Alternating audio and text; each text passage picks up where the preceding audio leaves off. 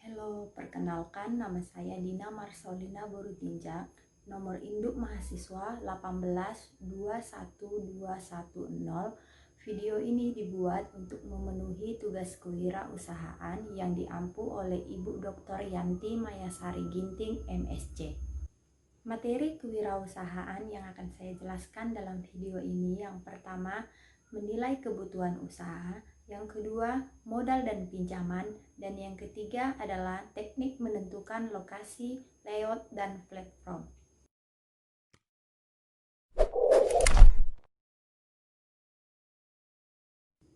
Saya akan menjelaskan mengenai pengertian kebutuhan usaha.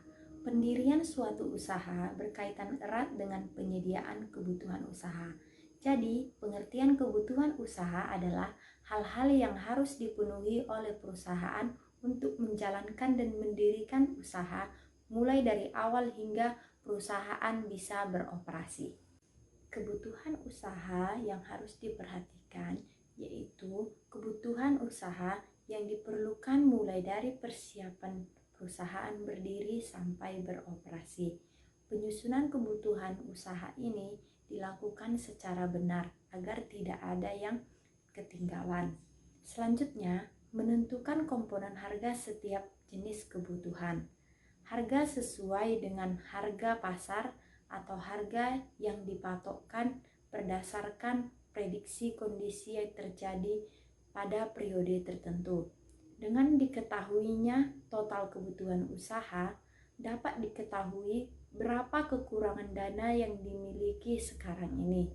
Modal sendiri maupun modal pinjaman, perbankan hanya mau membiayai usaha yang sudah berjalan. Untuk usaha yang baru berjalan, kebutuhan usaha diperoleh dari modal sendiri atau dari pihak lainnya.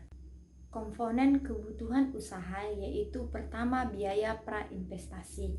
Biaya prainvestasi adalah biaya yang akan dikeluarkan perusahaan dalam rangka memulai suatu usaha, yaitu survei lapangan, pembuatan studi kelayakan bisnis, biaya izin-izin. Yang kedua adalah biaya pembelian aktiva tetap. Biaya pembelian aktiva tetap terbagi atas dua, yaitu aktiva tetap berwujud dan aktiva tetap tidak berwujud. Aktiva tetap berwujud yaitu pembelian tanah, pendirian bangunan, mesin-mesin, kendaraan operasional, dan inventaris kantor. Sedangkan aktiva tetap tidak berwujud yaitu adalah lisensi, hak paten, dan waralaba. Yang ketiga adalah biaya operasional. Biaya operasional adalah sejumlah dana yang digunakan untuk menjalankan kegiatan usaha yang sedang berjalan, yaitu dimulai dari gaji karyawan, biaya listrik, biaya telepon, biaya pemeliharaan, biaya pajak, premi asuransi, dan biaya pemasaran.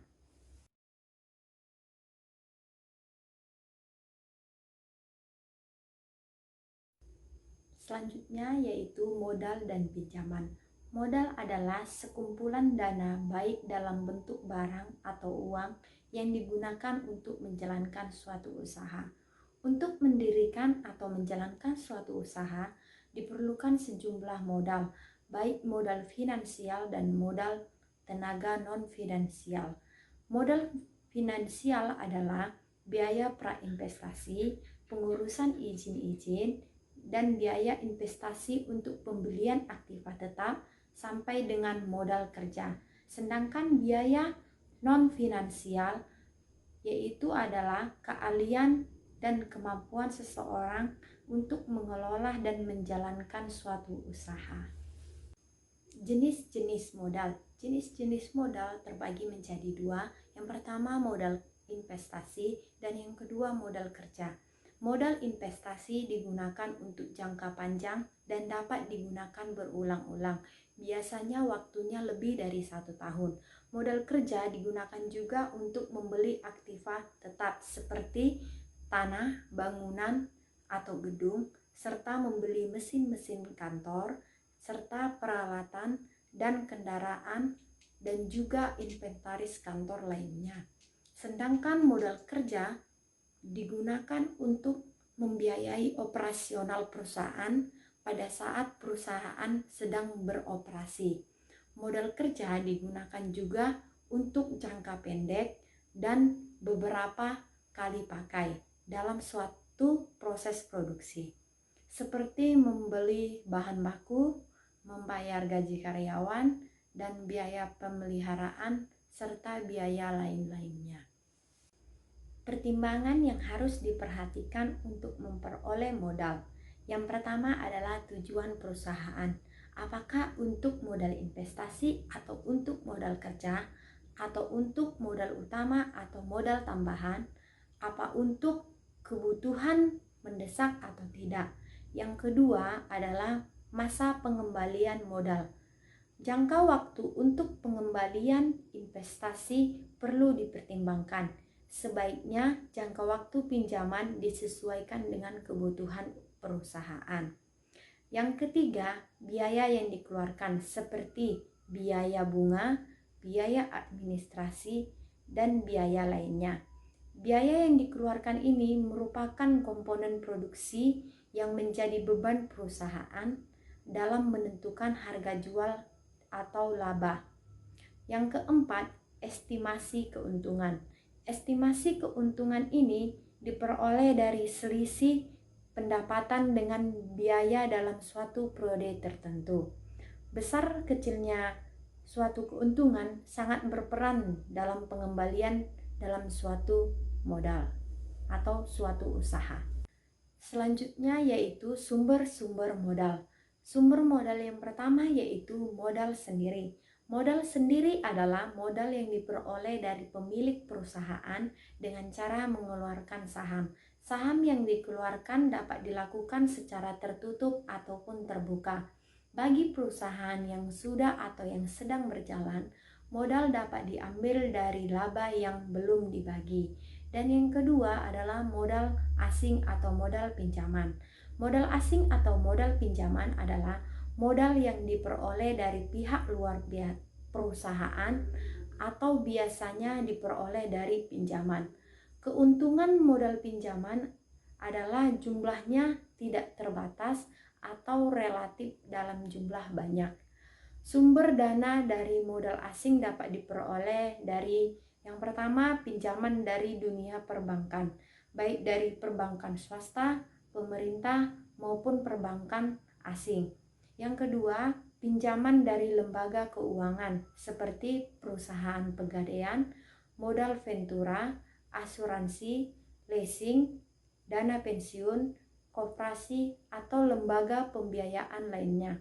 Dan yang ketiga, pinjaman dari perusahaan non-keuangan. Kelebihan dan kelemahan modal sendiri. Kelebihan modal sendiri yang pertama, tidak adanya biaya seperti bunga, biaya administrasi, sehingga tidak menjadi beban bagi perusahaan. Dan yang kedua, tidak tergantung kepada pihak lain. Artinya, perolehan dana diperoleh dari setoran pemilik modal. Yang ketiga, tanpa memerlukan persyaratan yang rumit atau memakan waktu yang relatif lama. Dan yang keempat, tidak adanya keharusan pengembalian modal. Artinya, modal yang ditanamkan pemilik akan tertanam lama dan tidak ada masalah seandainya pemilik modal mengembalikan ke pihak lain. Selanjutnya, kekurangan modal sendiri. Yang pertama yaitu jumlahnya terbatas. Artinya, untuk memperoleh dalam jumlah tertentu sangat tergantung dengan pemilik. Maka dari itu jumlahnya relatif sangat terbatas. Dan yang kedua, perolehan dari modal sendiri dalam jumlah tertentu dari calon pemilik baru atau calon pemegang saham baru relatif sulit karena mereka akan mempertimbangkan kinerja dan prospek usaha yang sedang dijalankan. Dan yang ketiga yaitu kurang motivasi. Artinya pemilik usaha menggunakan modal sendiri, motivasi usahanya lebih rendah dibandingkan dengan menggunakan modal asing. Kelebihan dan kelemahan modal asing atau modal pinjaman. Kelebihan modal asing atau modal pinjaman yang pertama, Jumlahnya tidak terbatas, artinya perusahaan dapat mengajukan modal pinjaman ke berbagai sumber, selama dana yang diajukan perusahaan layak dan perolehan dananya tidak sulit. Yang kedua, motivasi usahanya tinggi. Hal ini merupakan kebalikan dari menggunakan modal sendiri. Jika menggunakan modal asing, motivasi untuk memajukan usahanya tinggi. Hal ini disebabkan karena adanya beban bagi perusahaan untuk mengembalikan pinjaman tersebut. Selanjutnya, kekurangan modal asing atau modal pinjaman. Yang pertama, dikenakan berbagai biaya seperti biaya bunga dan biaya administrasi. Pinjaman yang diperoleh dari lembaga lain sudah pasti disertai dengan berbagai kewajiban untuk membayar jasa seperti biaya bunga, biaya administrasi, dan biaya asuransi. Yang kedua, harus dikembalikan. Modal asing wajib dikembalikan dalam jangka waktu yang telah disepakati. Dan yang ketiga, beban moral. Di sini perusahaan yang mengalami kegagalan atau masalah yang mengakibatkan kerugian akan berdampak terhadap pinjaman sehingga akan menjadi beban moral atau utang yang belum atau akan dibayar. Selanjutnya, kelebihan modal campuran, yaitu dapat mengatur komposisi modal yang diperlukan secara seimbang. Artinya, presentase pinjaman disesuaikan dengan kebutuhan atau kekurangan modal sendiri.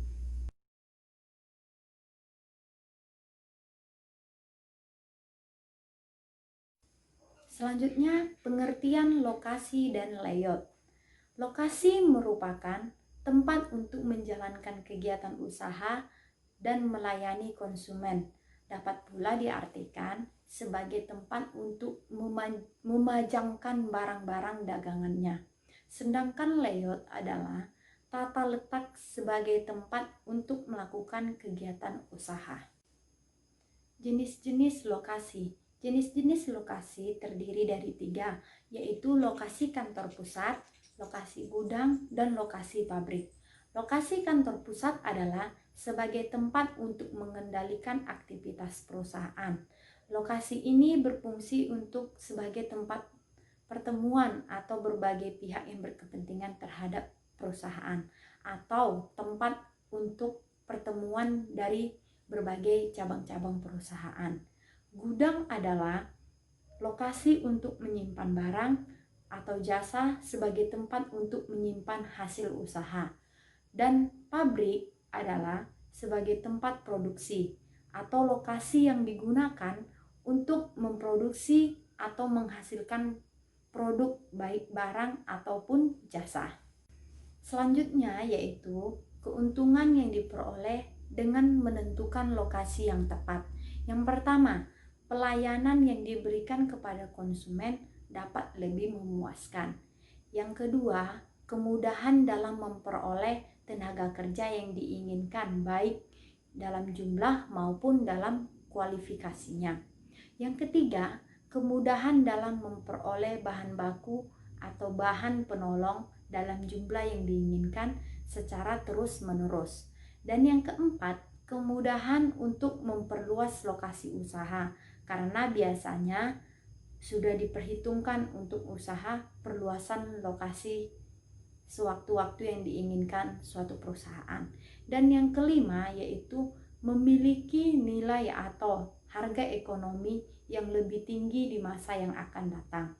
Dan yang terakhir atau yang keenam, meminimalkan terjadinya konflik terutama dengan masyarakat ataupun pemerintah setempat. Selanjutnya, keuntungan yang diperoleh dengan adanya layout. Yang pertama, ruang gerak dalam beraktivitas dan pemeliharaan memadai. Yang kedua, pemakaian ruangan menjadi lebih efisien. Dan yang ketiga, aliran material menjadi lancar. Dan yang terakhir atau yang keempat, layout yang tepat memberikan keindahan, kenyamanan, dan kesehatan, dan keselamatan kerja yang lebih baik, sehingga memberikan motivasi yang tinggi kepada karyawan atau memberikan kenyamanan bagi karyawan.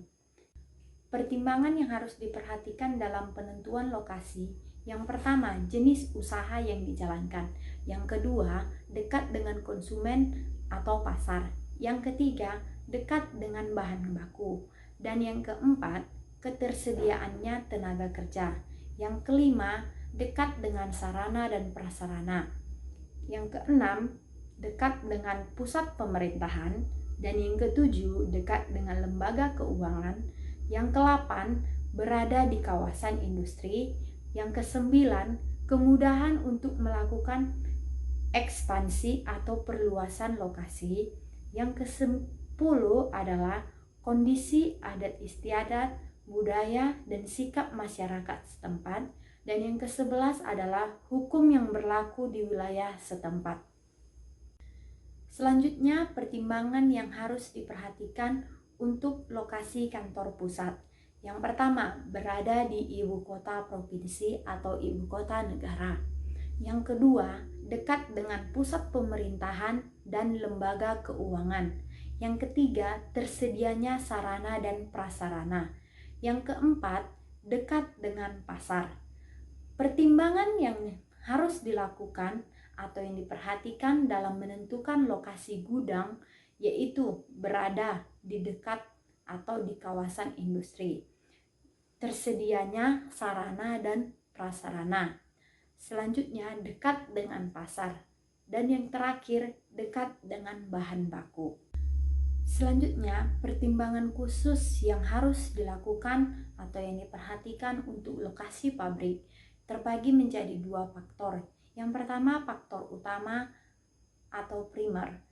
Pertimbangan utamanya yaitu dekat dengan pasar, dekat dengan bahan baku, tersedianya sumber tenaga kerja, tersedianya transportasi seperti angkutan jalan raya, kereta api, pelabuhan udara, pelabuhan laut, dan lingkungan masyarakat yang menerima lokasi pabrik tersebut. Selanjutnya, faktor sekunder. Pertimbangan sekundernya yaitu 1. Biaya untuk investasi di lokasi seperti biaya pembelian tanah. Yang kedua, terdapatnya fasilitas penunjang lainnya seperti pusat perbelanjaan dan perumahan. Selanjutnya, yang terakhir yaitu masalah pajak dan peraturan perburuhan di daerah setempat. Pertimbangan dalam penentuan layout. Yang pertama adalah kapasitas dan tempat yang dibutuhkan. Artinya, harus diketahuinya kapasitas jumlah pekerja, mesin, dan peralatan yang digunakan untuk menentukan layout. Yang kedua, peralatan untuk menangani material atau bahan. Artinya, alat yang digunakan dalam operasi perusahaan. Yang ketiga, lingkungan dan estetika. Artinya di sini kenyamanan tempat kerja. Yang keempat, arus informasi. Artinya pertimbangan untuk memindahkan informasi atau melakukan komunikasi perlu dibuat sebaik mungkin.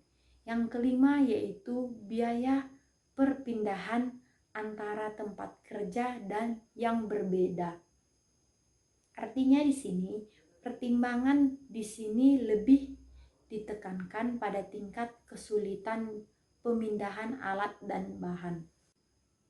Selanjutnya, tujuan umum penentuan layout dan lokasi yaitu pertama, agar perusahaan dapat menentukan lokasi yang tepat baik untuk lokasi pabrik, gudang, kantor cabang maupun kantor pusat.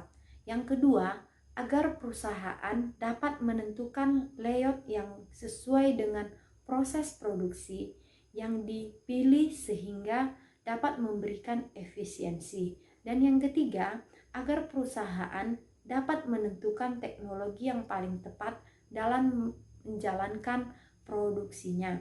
Yang keempat, agar perusahaan dapat menentukan metode persediaan yang paling baik untuk dijalankan sesuai dengan bidang usahanya. Dan yang kelima, agar dapat menentukan kualitas tenaga kerja yang dibutuhkan sekarang dan di masa yang akan datang.